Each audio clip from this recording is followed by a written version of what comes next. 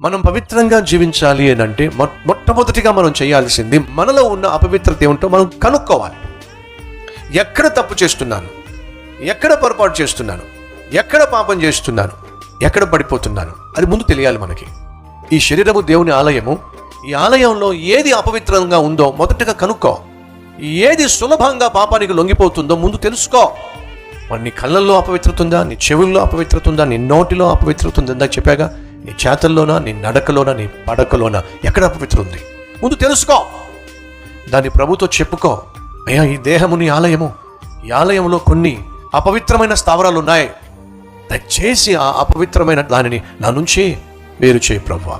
బైబిల్లో ఒక మాట చదివారు ఎప్పుడండి మీరు? నీ కుడి కన్ను అభ్యంతరపరిచిన ఎడల ఆ కుడి కన్ను ఏం చేయమన్నాడు దేవుడు? పెరికేసాయి.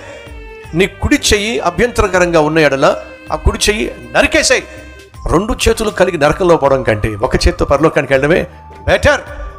అంటే అర్థం ఏమిటంటే చేతులు కాళ్ళు నరుక్కోమని కాదండి, అటువంటి తీవ్రత కలిగి ఉండండి. అంతగా మీరు పాపాన్ని ద్వేషించండి. అది దేవుడు కోరుకుంటున్నాడు.